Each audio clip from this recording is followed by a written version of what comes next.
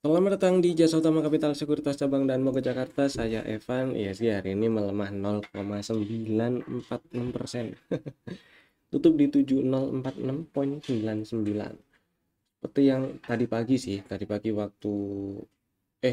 apa siang ya, waktu live Instagram dibahas nih. ISG berpotensi lanjut turun menuju 7.000 ya, 7.060, 7.000 lah. Area yang masih mungkin untuk jadi support, dan hari ini disamperin. Good newsnya waktu nyampe ke area ini volumenya nggak gede, jadi mudah-mudahan sih nggak tembus breakdown ke bawah 7.000 ya. Kita lihatlah di minggu ini udah awal Desember, mudah-mudahan juga ada sesuatu yang bagus untuk ya bahan Santa Claus rally. Soalnya sampai sekarang belum ada tanda-tanda tanda-tanda bullish reversal yang kelihatan nih ya. Yang jelas sih inducement pullback terakhir sebagai inducementnya turun dari 7370 sekarang jadi ke 7342. Itu sih. Selebihnya buat yang lagi trading tetap waspada, tetap pasang trading stop dan pasang stop loss, jangan lupa ya kalau lagi trading, dan jangan lupa jualan kalau udah cuan. Itulah ya. Yang lagi incer saham-saham big cap, beberapa saham perbankan yang gede-gede udah turun lumayan, beberapa udah masuk ke area entry. Silahkan dibeli, nggak masalah kalau misalnya emang lagi incer saham-saham big cap. Gitu ya. Tadi udah di mention juga. Waktu market lagi jalan. Saham lagi. Berikutnya kita akan langsung bahas saham-saham yang masih ada di dalam watchlist, itu maksudnya. Saham pertama, BP. BP ini strateginya kemarin untuk rekomendasi tanggal 2 Desember itu ya, belinya ngantri di 72, stop loss di bawah 65. Tapi sayangnya belum nyampe. Hari ini sih naik ya, open tadi di atas tuh di 87, terus langsung turun dan closing hari ini di 84. Candlenya sih area higher low, terus ya tapi bikin candle yang bikin candle dengan body candle merah dan shadow bawah yang sangat panjang. Itu sih kurang enak sih, ngarepinnya itu disamperin dulu di 72 tapi nggak dapat, ya udahlah. Targetnya di 8990 buat yang udah punya barang di hold, buat yang belum punya barang dan sempat bikin order di 72 dihapus dulu aja, nggak apa-apa ordernya sih ya. Sebenarnya nggak di 72 pun boleh sih, di 77 itu boleh beli karena ini adalah area yang di breakout ya. Area yang di breakout itu di 77. Kemarin hari Jumat itu di breakout, dan waktu ngetes 77 boleh dibeli. Tapi stop lossnya jauh di bawah 65 gitu. Jadi itulah kenapa alasannya pilih harga belinya yang di 72. Tapi nggak dijemput, ya udahlah, nggak masalah, belum rezeki. Yang berikutnya ada Tekim. Strateginya beli di 6350 ya. Tadi pagi sih sempat naik, terus ternyata turun, tutup di 6275, sempat turun ke bawah 6200. Jadi memang stop lossnya kalau tutup di bawah 6200, tapi karena hari ini turun dan sempat turun ke bawah 6200 maksudnya, tapi tutupannya di 6275, jadi masih bisa di hold. Mudah-mudahan besok atau dalam waktu dekat ke depan masih bisa balik ke atas lagi gitu ya, kecuali tutup di 6175 atau lebih bawah ya exit dulu aja. Kemudian Bevin ini kemarin ada strategi beli di 880 ya, masih bisa diincar di situ, nggak apa-apa. Stop lossnya di bawah 850 situ, diantriin dulu di 880, nggak masalah. Di bawah 45 deh. Kemudian targetnya Bevin di 1155 ya, target TP1. Kemudian yang berikutnya Cepin, hijau sih hari ini, tapi kempes. Tadi sempat naik sampai ke 4790, tapi tutupannya 4720 kempes. Masih aman simpen ya, selama nggak tutup di bawah 4590, oke-oke aja disimpan, nggak apa-apa. Berikutnya ada Isar. Oke, ngantri di 2280, belum dapat barang, tetap diantriin situ aja. Stop loss kalau tutup di bawah 21. 20 gitu ya. Target TP1 di 2655. Kemudian MAPI, nah ini dapat barang hari ini nih. Dapat barang hari ini di menjelang penutupan. Oke, disimpan dulu nggak masalah selama nggak tutup di bawah 1375 ya. Jadi buat yang udah punya barang hold dulu, yang belum punya dan minat beli MAPI ya besok boleh dibeli.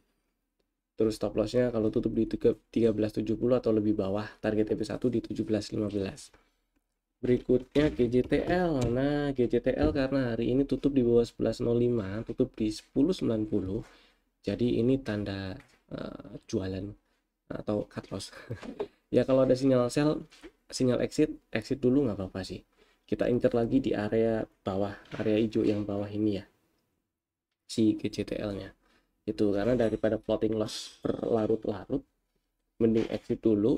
Dan marketnya juga belum ada tanda-tanda rebound ya, meskipun nyampe area yang mungkin masih memungkinkan untuk jadi support, tapi belum ada tanda rebound. Jadi ya saya akan pilih exit dulu, terus tunggu di area hijau yang bawah ini buat beli lagi buyback kalau memang masih minat beli GJTL. Berikutnya ada MTEK. Di MTEK kemarin ini menarik, kok menarik sih? Strateginya maksudnya beli nanti di 444 dan belum dapat barang, dan ini hari ini tutup di 510 sebenarnya menarik. Tadi sih sempat naik sampai ke 520 ya. Saya ngarepnya tutupan di atas 510 supaya kalau digeser ke line chart. Nah, ini tutup di atas emang highest close yang pernah terbentuk sebelumnya, yaitu di 510 ya. Highest close ya November sih? Oh, Oktober ding. Nah, kalau tutup di atas 510 ini makin besar peluang ke target full cycle 560. Nah, ini sih dengan tutup di 510 pun sekarang juga memperkecil peluang untuk dapat barang di 444 sih. Jadi buat yang misalnya masih minat beli MTEK, antriannya boleh dinaikin sih ya. Di 500 boleh. Stop lossnya cukup di bawah 470 aja. Gitu. Itu dulu ya. Terus bisa MTEK ada indinya nanti aja, ini ada di rekomendasi buat besok. Lanjut lah. Bisa MTEK ada Pegas. Oke, Pegas hari ini hijau tapi masih dalam range insider, di dalam range candle tanggal 25. Sebelumnya ada strategi beli di 1480, udah dapat barang harusnya. Hold dulu dan mudah-mudahan lancar ke target full cycle, full cycle sih, TP2 di 1680 1685 ya. Kesana lah, mudah-mudahan lancar ke sana. Hold dulu. Strukturnya masih uptrend dan selama nggak turun sekaligus tutup di bawah 1395, berarti strukturnya ya masih uptrend. Belum ada perubahan. Gitu. Lanjut ada SMGR. Hari ini tutup di 3420.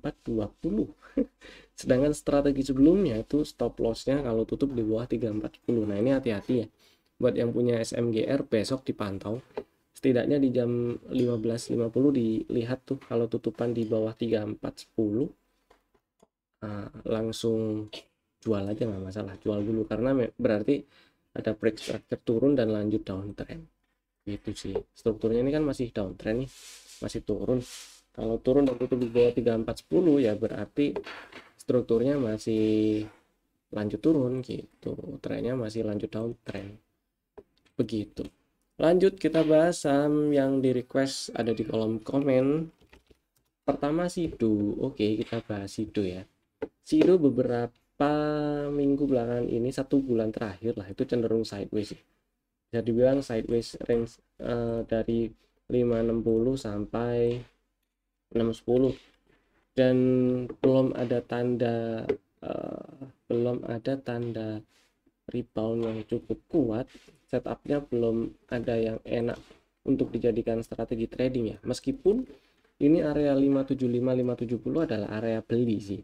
Jadi area belinya levelnya tuh ada di mulai dari 575 540 dan 505 lah ya situ.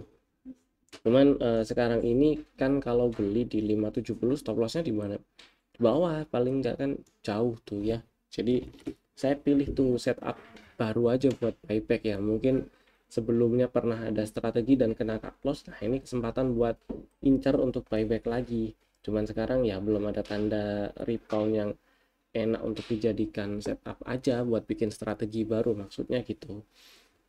Kalau misalnya pengen beli di 575 di harga sekarang lah intinya, jangan banyak-banyak dulu aja karena stop lossnya jauh nih. Dan memang belinya bisa dipecah jadi 3 atau dipecah aja jadi 3 supaya nggak terlalu gede resikonya ya. Memang jatuhnya lotnya kecil-kecil. Kalau misalnya cuman turunnya cuman sampai segini, habis di 575 atau 580 naik lagi, berarti ya rezekinya segitu. Maksudnya adalah gainnya nggak segede kalau misalnya kita beli lotnya sesuai dengan rencana semula. Dan targetnya target TP1 masih di 675 ya. Di sini ada area-area yang masih memungkinkan untuk jadi area supply. Karena di area 675 ini harga beberapa kali diem dan berbalik turun ya. Setelah turun terus naik, diem bentar di 675, turun lagi, ini naik, diem bentar terus turun lagi. Nah, di target TP1 675 masih bisa dijadikan masih bisa dipertimbangkan untuk jadi area target pertama gitu. Terus kedua ada Unilever. Nah, ini apa sih keluh kesahnya itu si Unilever pertama, dulu belinya niatnya untuk investasi, tapi ternyata kok harga sahamnya turun terus gitu ya. Emang dulu kemarin-kemarin, maksudnya di tahun-tahun sebelumnya, dividen payout ratio yang dividen payout ratio Unilever gede-gede, tapi belakangan ini ternyata nggak segede yang beberapa tahun sebelumnya. Dan memang tren harga sahamnya downtrend, terlihat jelas sih di sini downtrend, strukturnya turun. Kemudian kalau diperhatikan ini tren harga seperti ini pasti ada sebab di emitennya sih. Hampir nggak mungkin ini nggak ada sebab. Gampang-gampangan kalau kita lihat yang kasat mata yang bisa dengan mudah investor retail lihat itu, kinerja dari laporan keuangan selama beberapa tahun terakhir memang cenderung turun ya si Unilever ini. Dengan gampang aja lihat misalnya kalau RTI udah berbayar sekarang ya, lihat di trading view. Terus di sini, nah ini dia annually-nya, financial income statement di annual, secara annualnya ini turun-turun. Ini nol berarti masih 2023 ya kan, 2024 belum nih. 2024 Q2 2024 dengan Q3 2024 kinerjanya turun dengan si Q2 2024. Kalau dibandingkan dengan Q3 tahun 2023 itu juga jelas turun ini kinerjanya ya. Memang ya dari performasi kinerja dari laporan keuangannya juga cenderung turun. Jadi dari situ sebenarnya bisa cukup rasional kalau misalnya tren harga Unilever selama beberapa tahun terakhir ini cenderung downtrend itu sih. Kemudian dari si teknikal yang terdekat ini memang baru aja sih, ini garis gede ini apa ya, weekly kali. Oh, itu area yang mungkin jadi support. Oke. Yang jelas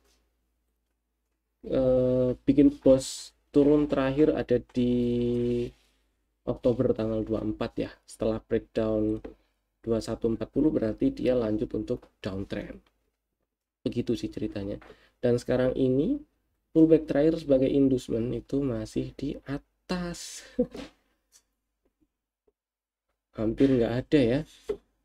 Nggak ada ternyata, belum kebentuk. Jadi hati-hati sih kalau misalnya nggak ada inducementnya, ini berarti masih ada peluang. Maksud saya peluangnya masih nggak terlalu besar untuk langsung naik ke atas. Kalaupun misalnya langsung naik ke atas ya waspada di area-area yang sebelumnya sempat jadi support kemudian di breakdownnya. Masih cukup besar probabilitasnya ke bawah daripada ke atas. Itu sih.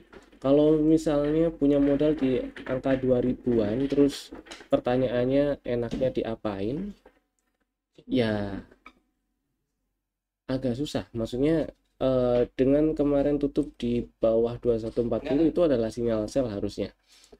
Dan kalau sampai sekarang masih disimpan, asumsi saya berarti emang nggak mau dijual dulu. Kalau emang nggak mau dijual dulu ya berarti nunggu harga yang lebih bagus untuk jualan. Yang jelas sih ini masih downtrend, belum ada tanda-tanda pembalikan arah. Sementara ini berarti Unilever harus naik dan tutup di atas 2440 supaya strukturnya nggak downtrend. Dan itu cukup jauh dari harga sekarang memang.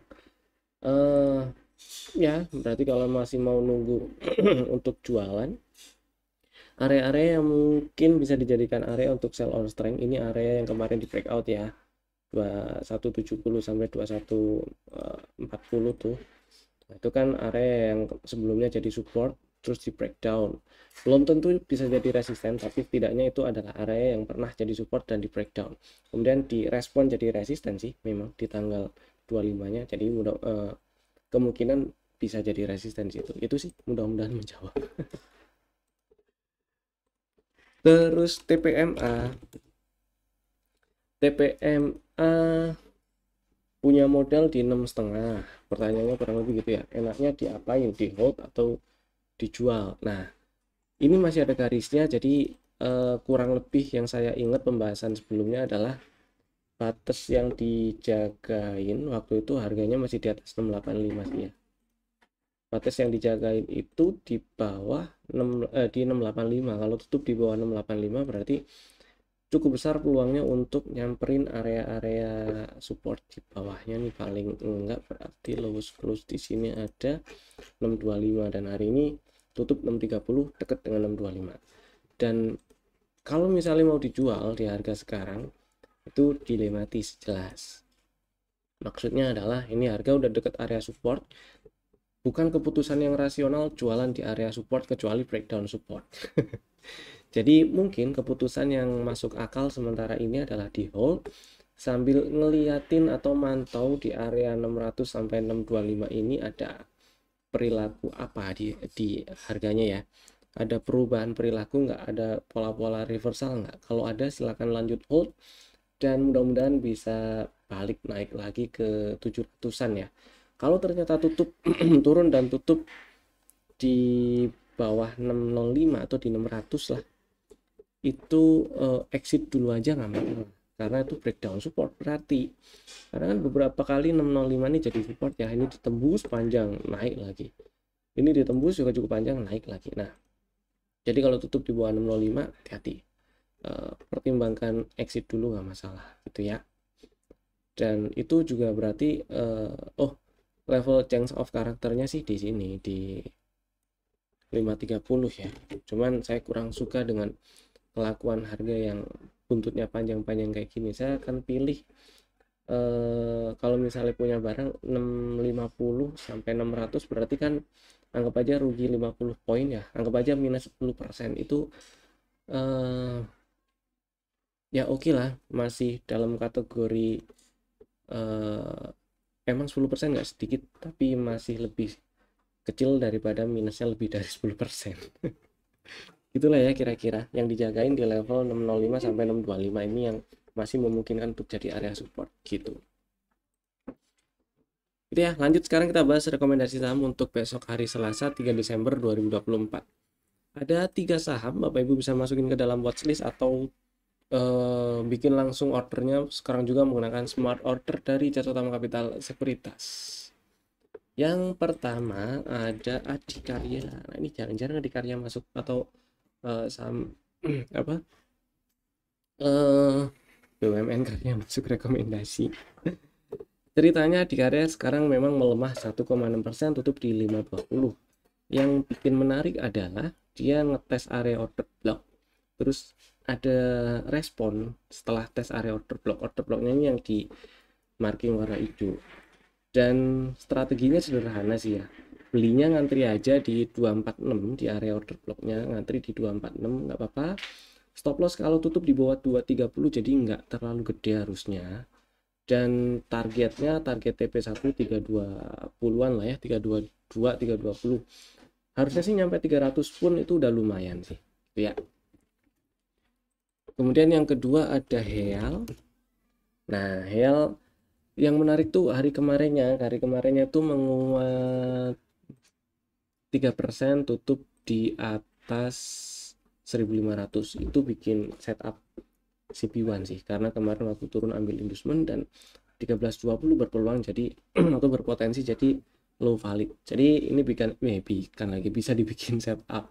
Hari ini memang melemah 1,6%, tapi candlenya masih higher high dan higher low. Harapannya ini ada koreksi ngetes 1420-an dulu. Jadi strateginya belinya ngantri di 1420 boleh, atau 1425 juga boleh lah. Stop lossnya kalau turun dan tutup di bawah 1320 ya, dan target TP1 ada di 1650. Jadi targetnya sama dengan target TP2 di setup sebelumnya ya, 1650.